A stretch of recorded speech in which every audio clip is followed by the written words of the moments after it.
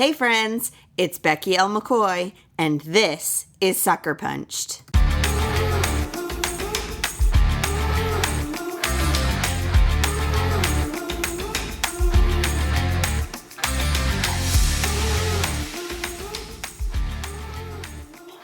Hey friends, before we get started with Gretchen's story, I just wanted to tell you about these awesome new headphones that I found.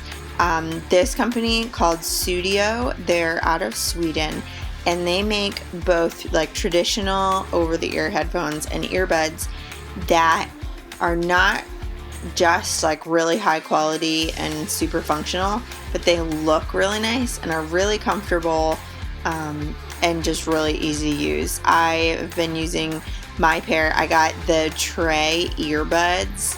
And they're awesome. They're Bluetooth, but each the earbuds are connected with this like really sturdy, I don't know, what do you even call that? Like, I just think of the thing that I used to like put on my sunglasses as a kid so that it turned them like into a necklace. It's not like that. It's nice, right? But these earbuds I am like really loving them. I get kind of picky about how I listen to podcasts and music and audiobooks and stuff. I don't like to just use my phone speaker. I much prefer to use like a Bluetooth speaker or headphones, and these are awesome. Like, these check off all the things on my list when I'm looking for, either headphones or a speaker or whatnot. So if you're curious to learn more, head to beckylmccoy.com/studio, that's SUDIO, and you can get 15% off your purchase with the code SuckerPunched15. Here is my conversation with Gretchen.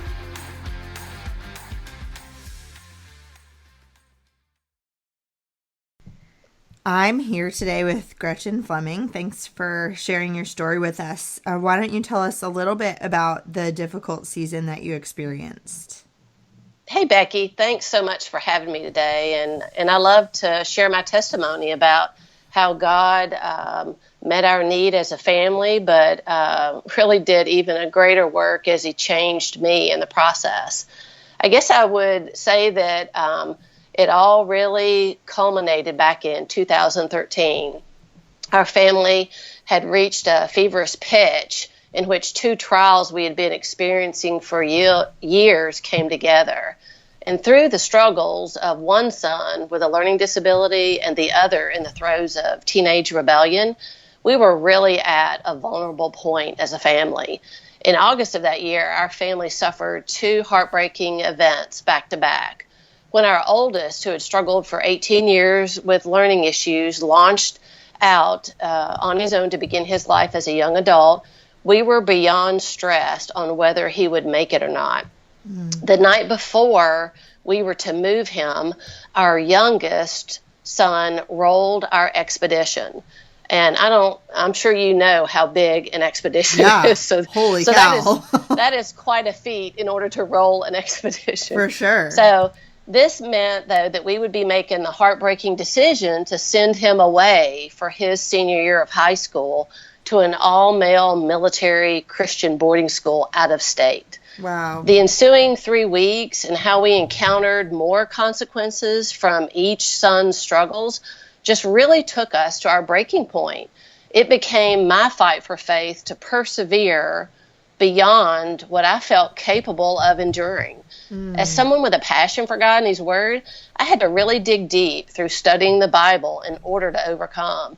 And I just truly learned what I could do to persevere when I had absolutely no control over what others were doing or the circumstances we found ourselves in. For sure. The lessons I learned were really life-changing to me because I did not know if our circumstances would ever change. I had to get to a place in my faith where I was at peace and full of worship for the Lord, regardless of whether our problems were ever fixed. And I really found what I didn't think possible, and that was peace in the midst of a raging storm. So tell me a little bit about, you have one son who is going through some teenage angst and rebellion, and one son who has learning disabilities and not making great choices. And through all of these changes that are occurring, what was that like for you emotionally, especially as their mom? Like, you're not just seeing any two teenage boys doing this stuff, but you're two teenage boys. Right. I think it was two things were going on that made it so difficult emotionally. Number one, it was long term. We had struggled with our son with the learning disabilities, not so much for choices he was making, but just he had a hard life at times. Our hearts would break over his struggles and the strain in life that he would go through. So to sort of raise him and you're always worried if you have a child with, learning issues, are they going to be able to make it in life? Are they going to be, able to get out there and gain an education and be independent and be successful? So that had been going on ever since he was 4 when he was diagnosed. So at this point in time, he was about 21 years old when this started really culminating. And then our youngest, who was coming into his senior year in high school, he had been going through rebellion ever since he was a freshman in high school. Okay. So we'd had one 18-year struggle and then one 3-year struggle. And then in August of 2003, they both peaked separately, but at the same time. Right. So honestly, I was scared out of my mind. Fear became overwhelming to me. I never would have described myself as a fearful person, but I evolved into that. I was afraid of each phone call I received, each bit of news coming my way. For sure. Was it going to be worse than the news before, or better, or maybe news of no progress in either of the trials we were facing, which that was just as discouraging. And emotionally, I sort of began to evolve into a different person. I used to be a positive person, but I was becoming someone who would vacillate between cynicism and despair. What did you struggle with the most? And how do you feel like you handled it? Did you handle it well? Did you wish that you'd handled it differently? Well, I think that I struggled with trying to make sense of our circumstances, because I'm a logical person. I always sort of think of myself, I'm not very smart, but I'm logical. Yep. And some of the circumstances, especially in dealing with our older son, it looked like God was orchestrating beyond our initiative or control a wonderful circumstance to come about in his life. It just seemed like God was setting him up for success. And one thing kept turning into another, that it was good upon good. And then at the very end, we felt like the rug got pulled out from under us when he lost a job that God had given him down there after about 2 weeks. It was after he was hired in the heating and cooling industry as someone, just starting out after graduating from technical school. A couple of days after he was hired, an older man came in and they hired him as well. And so they let both of them work for 2 weeks and ended up keeping the older man and letting our oldest son go, which none of this our son knew until the moment he lost his job. Right. So, but he had moved down there with his best friend. So I think because I was anticipating and looking at it and judging it, that this was one good thing happening after another. And then when that devastation came, that not only, he was let go from his job, he struggled for months trying to find another job. He really never found another heating and cooling job in that area he had moved to, that it was just devastating. So then to make sense of that and then to move forward in life and faith, whether either of these circumstances ever changed, that was probably what was so hard. Who is God to me if my children never get rescued or problems never get resolved? And that was what I struggled with the most. I would say that I sought to handle the situation by going back to the Bible to understand life as a mess and life that may never stop being a mess. I mean, I truly recognize I have no control over what goes on in life. And we could be one of these families that issues never get resolved. So what does faith look like if that's the case? So I looked at Joseph to learn how to persevere well while dealing with life that I didn't think was fair. And Joseph taught me to be faithful no matter what else happens. I couldn't control anything else, but I could choose faithful responses to whatever came my way. Then I also looked at David. From him, I learned how to persevere by finding my strength in the Lord and waiting well. Shifting my goal, because I can be a very goal-oriented person, shifting my goal from progress or resolution to just enjoying the Lord was key. My goal had to be God himself, not anything he would do for me. He was my great reward. And then I studied Jesus and Paul, and I learned how to be grateful even when I was in need or in pain. I shifted my focus from what needed to happen in each of these situations to what God had already done through the years on each of my sons' behalf, and how he wasn't finished with either of them yet. But what that looked like had to be left up to him. Yeah, I really like that, how you said, like, your goal, your focus in the situation had to be on learning who God is and trusting who he is and not the outcome. Because I feel like so often we get focused on, like, well, if this would just happen, it would be all okay. It'll be fine. Exactly. But since you can't control, like, the heating and cooling industry and how many jobs there are, like, you have to focus on something that you can control. And ultimately, even though it seemed like these situations were, either the results of either of my son's choices or what were the choices of other people, I really had to come to terms with God as sovereign over all of it. So God allowed it. And he was in charge of my children. And it wasn't about God fixing my sons or their situations, but during this time, he really confronted me about my own issues. It's almost like he said to me, Gretchen, if I fix them first, you won't change. And so as God delayed their deliverance, it allowed me to, dig deep into God's word and allow his sanctifying work in my heart and life. Wow. So on the podcast, we talk a lot about how there are good things that happen even when life is really hard or disappointing or discouraging. So what would you say some of the good things are that happened during those years? I think that's probably the favorite part of my testimony about this is the good that happened. And it wasn't necessarily tied to God resolving the circumstances, but God changing me and each of my sons to where we are, and really my family, we are different people because of this. Of course, a lot of dying to self happened, and that's always a good thing. I learned how to experience joy in the midst of turmoil and pain. I learned how to worship my way out of worry. I saw my controlling nature and need for security be replaced with confidence in God, trust in his purpose, and then peace in my soul. I saw God do a redeeming work in each of my sons. He was true to his word. Although I could not understand the pain we went through and why some of those circumstances had to be what they were, I saw him bring good out of what we went through. My sons are better off now than they were before they experienced their sorrows. And I am better off. Just as a woman, I am not micromanaging anymore. I'm not controlling.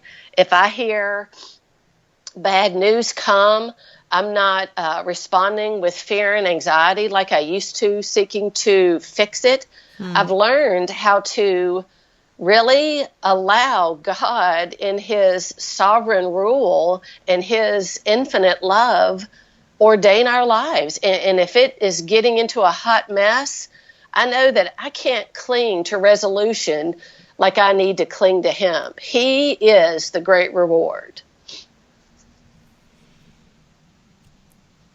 It really, I'm just thinking about how you talked about how you feel like you were refined through this, and how that is just as important, or even maybe more important, than your sons working out their own issues. Exactly. I mean, as a goal-oriented person, I'm a recovering perfectionist, that I was all about the problem. Mm-hmm. And really the problem rested with each of my sons. And I kept beseeching the Lord, fix them, deal with them, do this, do that, and it just, day turned into week, turned into month, turned into year, and things just sort of were progressively getting worse. And it was just like being in a vice. I was like, good grief, this is not working. I don't know what's going wrong. And so that's when I really began fighting for my faith. Like, I think we enter into these unspoken agreements with God that which are very unbiblical. We sort of think that if we do A and B, He's naturally going to give us C. Mm-hmm. And what I found is that was not the case. But in God's sovereign work and His redeeming love, He allowed this to happen because there were things that I needed to change. And if He just fixed each of the situations with my sons, I would not be where I am in my faith and my peace today. And so because He delayed the rescue and the relief of those circumstances for years, it allowed me to come to terms with what I was doing that really hindered my own perseverance, my own overcoming through these breaking points. Mm-hmm. At the beginning of this episode, I mentioned my new favorite headphones are from Studio out of Sweden, and I wanted to give you a little bit more information on the company. I am so pleased with them, and I know that you will be too. They are really clear sounding, really well balanced. The batteries last for at least 9 hours, and if you just leave them on standby, it's for up to 10 days. So this is not something that you have to charge every day, which is awesome for me because I always forget to charge things. So everything is sweat proof.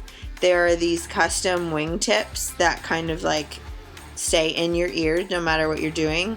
And there's a little clip if you want to clip them to your shirt or something, so you definitely don't lose them. I've even used them driving. You can hear enough to be safe if you're running or hiking or driving or whatever. But the sound is just so clear and nice. Plus, because they have this Scandinavian design, being a Swedish company, they look really sharp. Everything is high polished metal and matte surfaces. They're really, really nice looking.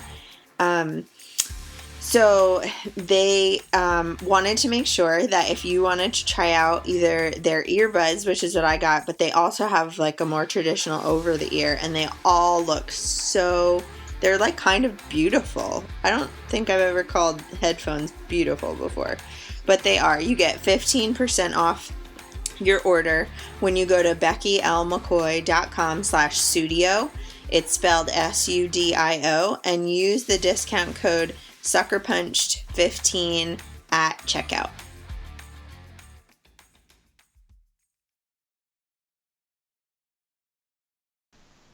How do you feel like you've chosen to live bravely and authentically as a result of all of this? Well, I just refuse to give up on God. With each wave of sorrow or pain that hit us, I refuse to believe that would define us. I was like Jacob by the river, wrestling with the angel of God. I just would not let go. I just knew that was not going to be the end of our testimony. I was convinced of Psalm 27:13-14 as my testimony and would not give up my hope for perseverance. And that verse says, I am still confident of this. I will see the goodness of the Lord in the land of the living. Mm-hmm. Wait for the Lord. Be strong and take heart, and wait for the Lord.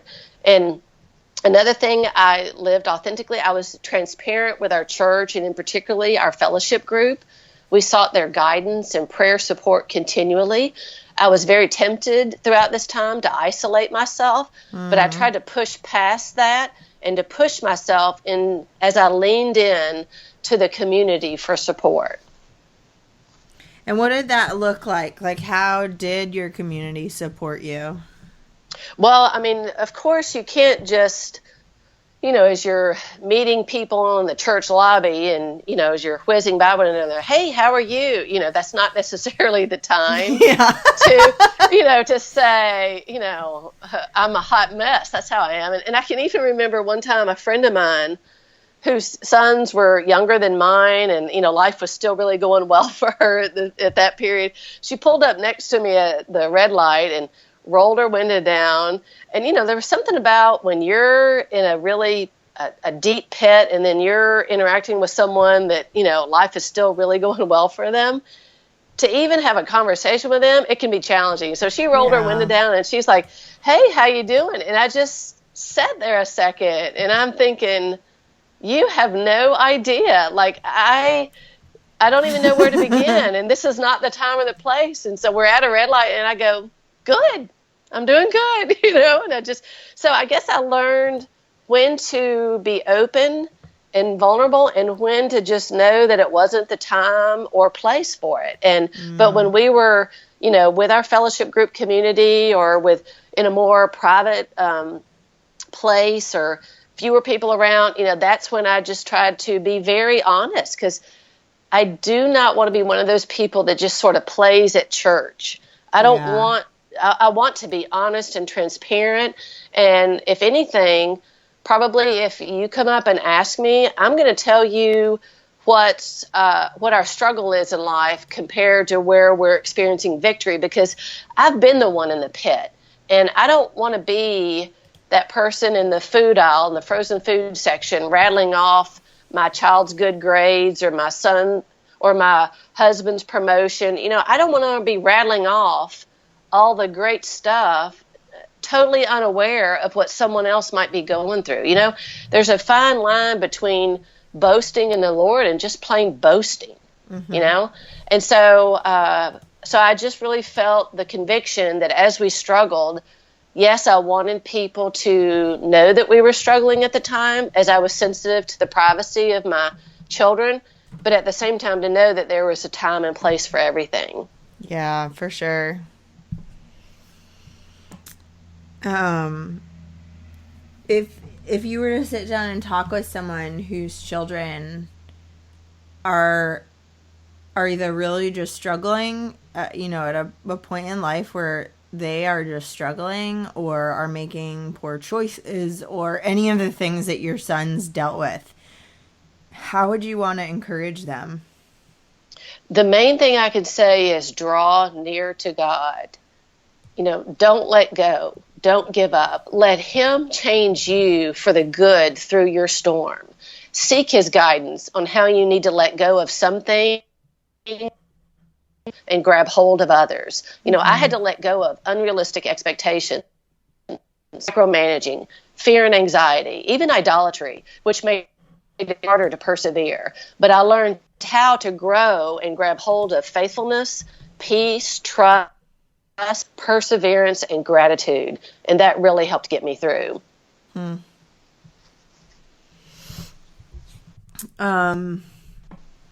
was going to ask you something else, and now I can't think of it. It just disappears sometimes. Well, thank you. I will say one of the best things that helped me during that time as a recovery perfectionist, when I had the tendency to hone in on what is wrong, I started a gratitude journal. And that had a huge impact on shifting my focus away from what needed to be fixed or what the problem was to what God had already done that was good and who God is. So how did you do that? Did you just write one thing a day, or? No, I began my day that way because I noticed even in my prayer life, I was starting out with God with what was wrong. Mm-hmm. So in the morning I would get up, I'd grab my coffee and go to my couch where I had my quiet time with the Lord. And as I drank that first cup of coffee, the very first thing I did was grab a pen, and I had a little notebook.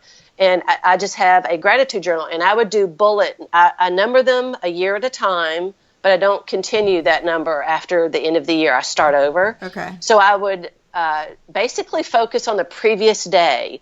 What did I have to be grateful for yesterday? So some days I would maybe write 2 things that came to mind that really struck me. Some days I might write 8 or 10. They were incomplete sentences. It was messy handwriting. It was just basically me bullet pointing numerically what I had as gifts from God to be grateful for. And so, by the time you get to the end of the year, like I'm still doing that, and I'm in the 1,300 range right now for 2017. Wow. So it ended up changing me, Becky. It actually helped me get over my perfectionistic tendencies.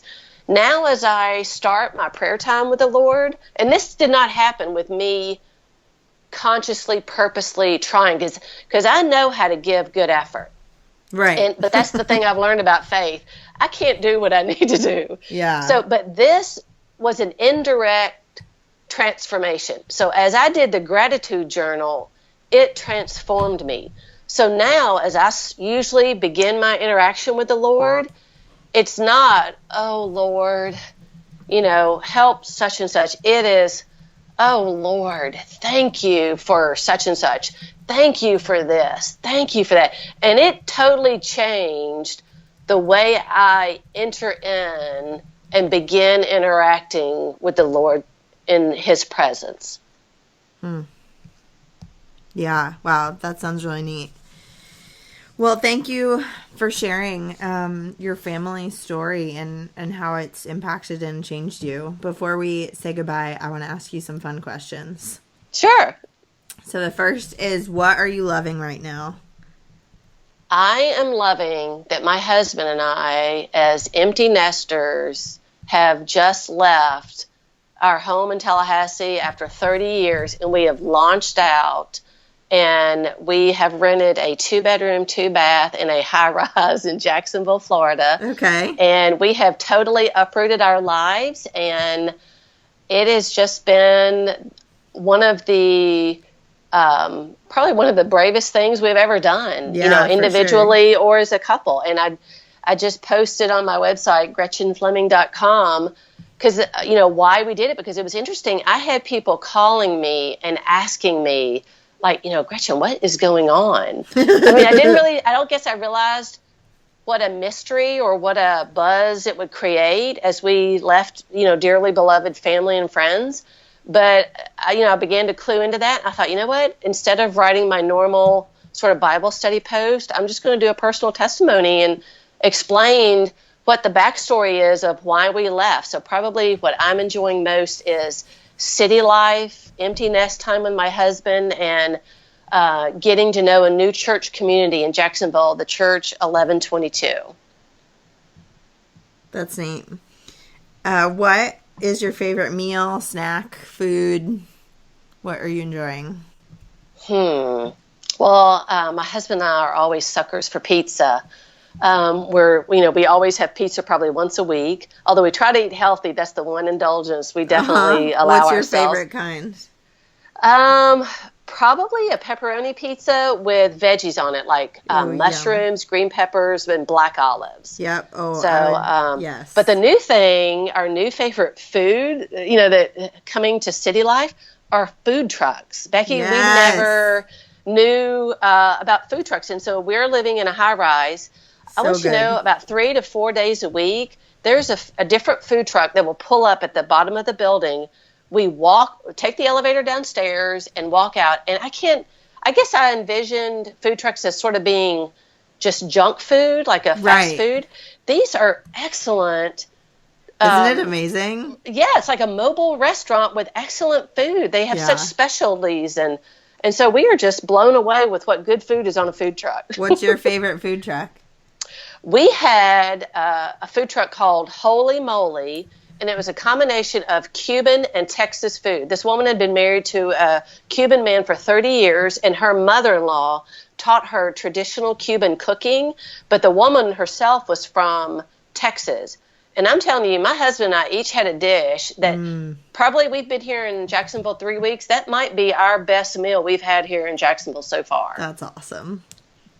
That's so awesome. What are you doing to take care of yourself?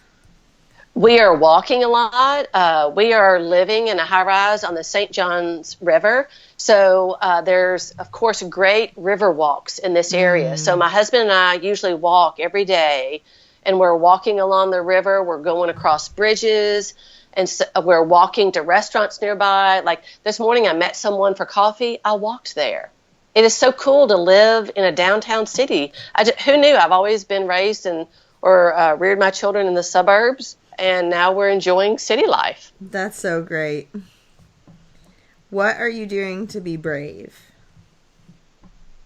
Probably, leaving a place where I was well known in ministry and in the community I had, and launching into a new area and trying to make connections here in Jacksonville. I'm a speaker and a writer, and so I would love to network in the local churches or anywhere actually, and come and speak to women and groups and just share with them the truth from God's word that has changed my life all along the way. In each season I've been in, I want to share what God has done and what I have learned through his truth that is powerful and life-changing and enables us to persevere and overcome. That's great. So if anybody's listening and you're anywhere near Jacksonville, Florida, Gretchen's contact information will be in the show notes. So before we say goodbye, why don't you let people know where online they can find you? Yes, I am at GretchenFleming.com, and that's GretchenFleming.com. You can go there. I've got taught and wrote a Bible study about this season of life, and it's on my website under resources section. If you want to bring me out as a speaker, I'd love to travel anywhere and come to your church or your community or your group to speak to women about how to overcome and persevere and just find their joy in the Lord. And I'm on Instagram at Gretchen Following Hard, Twitter and Pinterest at Following Hard, and on Facebook, Gretchen Brandstetter Fleming. Awesome. Thanks so much, Gretchen. Thank you. I so appreciate it, Becky. I hope you enjoyed my conversation with Gretchen. You can find her on social media, and you can also find me on social media at Becky L. McCoy everywhere. So Facebook, Twitter, Instagram, Pinterest at Becky L. McCoy.